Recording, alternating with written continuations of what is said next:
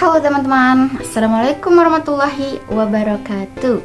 Okay, introduce myself. My name is Siti Alda Ibrahim, which student number is A3202100026. Okay, in this video I want to make a video about wisata, motif wisata. Jadi selamat menyaksikan. Wisata bahari. Wisata bahari dikenal juga dengan sebutan wisata maritim atau wisata tirta.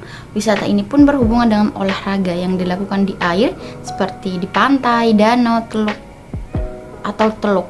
Kegiatan yang biasa dilakukan saat melakukan wisata bahari adalah memancing, berselancar, berlayar, melakukan lomba balap, mendayung, snorkeling, menyelam, dan melakukan pemotretan di bawah air. Wisata budaya yang sering disebut juga dengan culture tourism merupakan sejenis perjalanan wisata yang dibuat untuk mengetahui bagaimana kebudayaan, cara hidup, sosial, sejarah, adat istiadat, seni budaya, agama yang ada di suatu wilayah. Kemudian pada wisata pertanian merupakan perjalanan wisata ke lokasi pertanian, tentu saja melihat pembibitan di ladang dan perkebunan.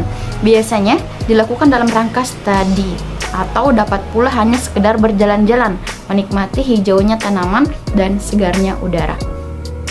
Jika pada wisata buru ini bisa dilakukan di negara yang mempunyai daerah hutan yang dapat dijadikan tempat berburu. Tentunya tidak berburu secara sembarangan ya, melainkan mengikuti aturan pemerintah tentang batas wilayah perburuan dan jenis binatang apa saja yang boleh diburu. Indonesia sendiri, pemerintah telah membuka wisata baru di wilayah Jawa Timur, tepatnya di Baluran.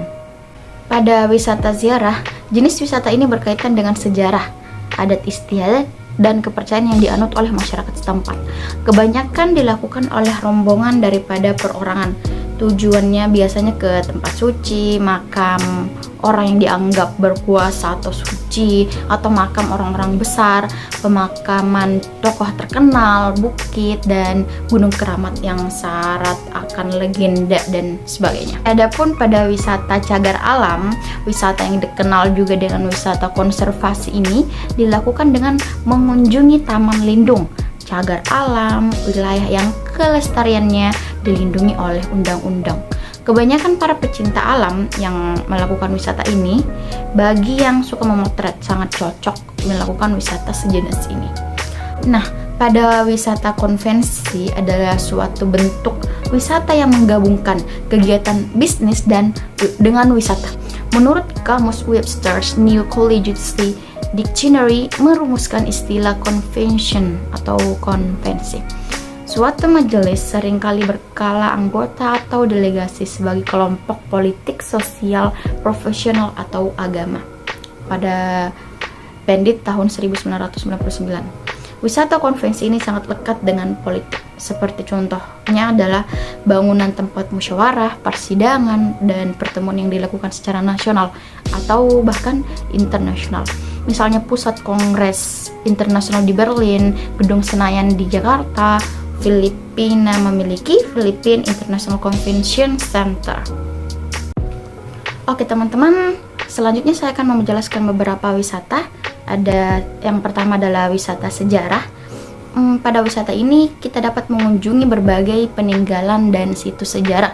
Bagi yang suka dengan arkeologi dan informasi yang berkaitan dengan sejarah atau masa lalu, datanglah untuk berwisata sejarah ke candi atau bisa ke museum, benteng manapun, atau melihat prasasti. Yang kedua adalah wisata alam.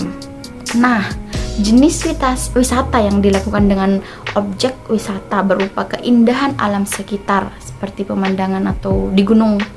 Maka kita akan dimanjakan dengan keadaan alam yang menakjubkan dan sangat indah. Wisata alam yang dapat kita lakukan antara lain, pertama mendaki, berkemah, hiking, atau apapun itu. Oke, yang ketiga adalah wisata religi. Wisata ini atau wisata religi dengan mengunjungi tempat khusus umat beragama, makam, tempat beribadah, bertujuan untuk lebih mendekatkan diri kepada Tuhan, seperti melakukan wisata ke Masjid Istiqlal di Jakarta atau bagi beragama Muslim, dan atau gereja katedral bagi penganut Kristen Katolik. Kita bisa juga ke Mekah untuk umroh sekalian kunjungi Ka'bah, bisa juga. Itu bisa juga disebut dengan wisata religi. Oke, yang keempat adalah wisata pendidikan. Wisata pendidikan ini disebut juga dengan wisata edukasi. Iya, dan banyak dilakukan oleh anak-anak dan sekolah.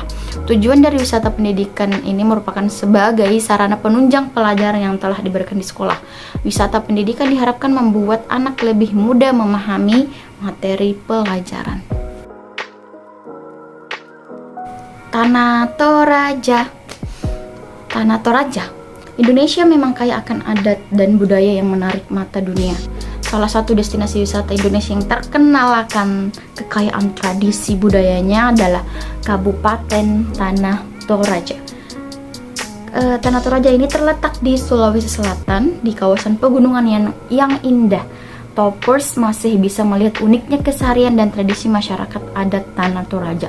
Selain keindahan arsitektur tradisional rumah tongkonan, wisatawan juga bisa mengamati tradisi unik upacara kematian yang dikenal sebagai Rambu Solo, yang biasanya diselenggarakan pada Juli dan Agustus. Selain itu, terkenal dengan wisata makamnya, Tanah Toraja juga menyimpan banyak destinasi wisata yang menawan, mulai dari wisata alam hingga situs religi.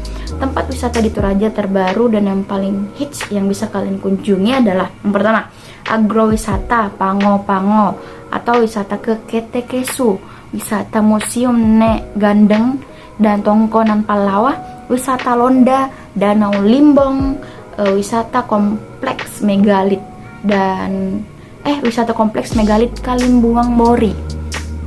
Nah, keunikan dari tradisi ini menjadikan Tanah Toraja sebagai tempat wisata asal Indonesia yang memiliki daya tarik mendunia.